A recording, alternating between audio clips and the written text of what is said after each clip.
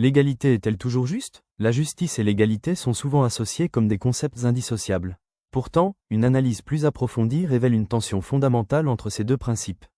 Si la justice vise à établir un équilibre permettant à chacun d'exister dignement dans la société, l'égalité stricte peut parfois créer des injustices en ignorant les disparités individuelles et les contextes historiques. Dans ce chapitre, nous analyserons les différentes formes d'inégalité et leur impact sur la justice. Certaines inégalités sont injustes et doivent être corrigées, tandis que d'autres sont nécessaires pour garantir un fonctionnement harmonieux de la société.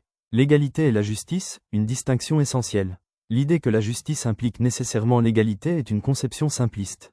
En réalité, la justice peut reconnaître certaines inégalités comme légitimes lorsqu'elles sont compensatoires ou fonctionnelles. Il ne s'agit pas de nier l'idéal d'égalité, mais de reconnaître que l'application uniforme d'un principe peut parfois masquer des injustices plus profondes. Une véritable justice cherche donc à rétablir un équilibre en tenant compte des disparités existantes. Les inégalités compensatoires. Certains déséquilibres doivent exister pour rétablir une justice réelle.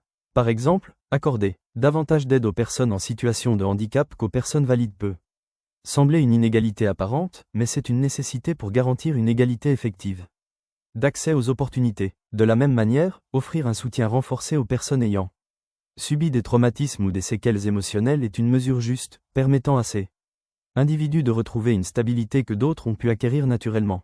Refuser ces compensations revient à privilégier une conception rigide de l'égalité, où seul le principe abstrait compte, sans considération pour les situations individuelles. Celui qui s'oppose à ces mesures sous prétexte de maintenir une égalité stricte fait preuve d'une grande immoralité en niant la souffrance réelle des plus vulnérables. Il sous-entend que l'intérêt collectif majoritaire prévaut à 100%, indépendamment des besoins spécifiques des minorités. Mais si même les différences de traitement, autres que les violences directes, sont punissables par la loi, pourquoi ne pas considérer le refus d'aide comme une forme d'injustice? Pourquoi penser qu'une loi doit toujours servir la majorité sans prendre en compte les cas particuliers?